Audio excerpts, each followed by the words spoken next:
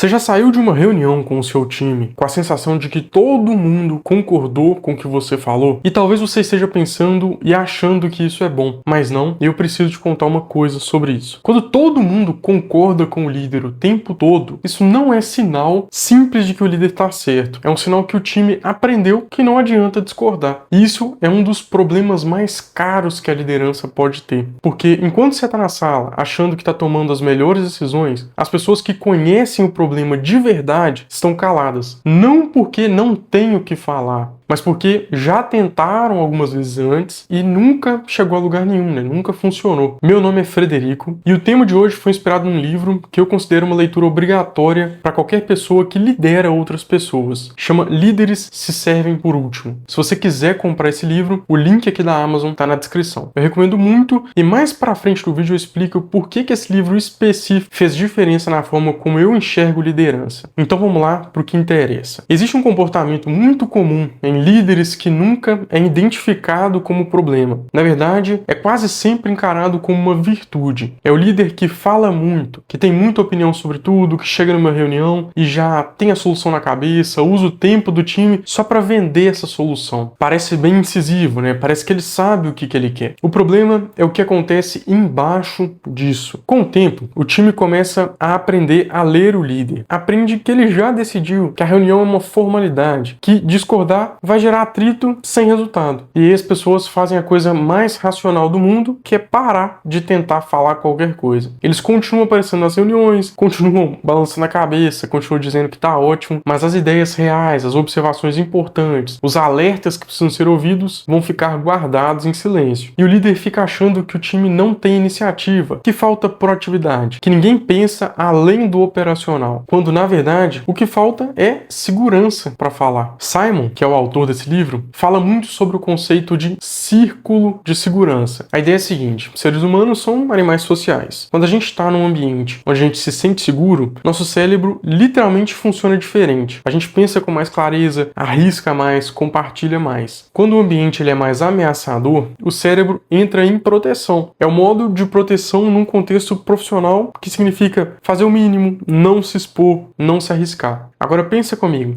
quem é a principal variável que define o ambiente de trabalho? Se ele é seguro ou não? É o líder, é o chefe daquela equipe. Não é a empresa, não é a cultura como um todo. É o comportamento direto do líder no dia a dia, nas pequenas interações. Quando você interrompe quem está falando, quando você descarta uma ideia sem considerar, quando você reage mal a uma notícia que aparece, você está calibrando o ambiente. Você está ensinando o time o que é seguro, o que é certo e o que não é. E esse aprendizado acontece sem nenhuma palavra. Ele acontece por comportamento. Deixa eu te dar um exemplo concreto de quanto isso custa. Imagina que você tem um vendedor que está ali na linha de frente e fala com o cliente todo dia. Ele percebe que um argumento específico não está funcionando mais, que os clientes estão respondendo diferente do que respondiam há 6 meses atrás. Ele tem essa informação, mas já tentou falar antes e a resposta sempre foi: mas o nosso processo ele funciona assim, continua fazendo desse jeito. Então ele continua usando o argumento que não funciona e perdendo venda que poderia estar ganhando. E lá atrás no escritório, o líder vai se perguntando por que a venda caiu, o que está acontecendo. A resposta está disponível, estava na cabeça de um liderado ali do time, mas nunca chegou até quem precisava ouvir, porque o canal de comunicação ele foi cortado. Isso acontece em vendas, acontece em produto, em operação, acontece em qualquer área onde as pessoas que executam sabem coisas que quem decide não sabe, ou seja, em toda a empresa. E aí, o que você faz com isso então? Primeiro ponto, entender que escutar de verdade é uma habilidade, não é um traço de personalidade. Isso tem que ser treinado. Não é que algumas pessoas são naturalmente boas nisso e outras não. É uma prática. E como toda prática, melhora com atenção deliberada. Sinek faz uma distinção importante no livro. Ele separa ouvir de escutar. Ouvir é passivo. As palavras entram, você processa, já está formulando a resposta, enquanto o outro ainda fala. Escutar é ativo. Você suspende o julgamento, faz perguntas, você demonstra comportamento que a pessoa está dizendo que importa. Essa diferença parece pequena, mas ela muda completamente a dinâmica de uma equipe. Segundo ponto, cria estrutura para isso acontecer. Não dá para depender de que as pessoas venham até você quando tem algo importante, porque se o ambiente não é seguro, elas não vão vir. Você precisa criar espaço onde o esperado é valorizado. One-on-one, né? Pessoa com pessoa, reuniões regulares, retrospectivas de onde o time avalia o que funcionou, sem medo de julgamento. Reuniões onde você deliberadamente pede opinião de quem tá mais quieto, quem tá mais parado ali. Não porque é bonito, porque é estratégico. Porque informação que não chega até você vira problema que pode se transformar numa surpresa lá na frente. O terceiro ponto é o mais difícil. Quando alguém trouxer um problema, uma crítica, uma ideia que você discorda, a primeira reação não pode ser defender a sua opinião. A primeira reação precisa ser a curiosidade. O que levou essa pessoa a pensar sobre isso? O que ela tá vendo que eu não tô vendo? Qual que é a experiência concreta por trás dessa percepção? Pode parecer que no fim você ainda discorde, mas o processo de entender antes de responder já muda a reação das pessoas, já mostra às pessoas que vale a pena continuar falando. Sinek traz uma frase no livro que ficou muito na minha cabeça: líderes não são responsáveis pelo resultado, líderes são responsáveis pelas pessoas que são responsáveis pelos resultados, e as pessoas que se sentem ouvidas entregam mais, não porque são obrigadas, porque querem. Então, na próxima vez que você entrar numa reunião com o seu time, tenta fazer mais perguntas do que afirmações. Tenta sair de lá com mais informação do que você entrou. Se você fizer isso consistentemente, em 6 meses, por exemplo, você vai olhar para o seu time e não vai acreditar na diferença. O livro Líderes se Servem por Último vai muito mais a fundo nesse tema. O link para você comprar na Amazon tá aqui na descrição e vale completamente a pena. Se esse vídeo fez sentido para você, deixa aí seu like. Parece que ajuda pouco, mas é isso que esse canal precisa. Se você tem alguém na sua vida que lidera pessoas e poderia se beneficiar com isso, manda esse vídeo aqui. Às vezes a mensagem certa, no momento certo, muda muita coisa. Se inscreve no canal para não perder os próximos vídeos. Toda semana tem um tema novo, sempre baseado em livros, sempre com embasamento técnico por trás. Te vejo no próximo vídeo.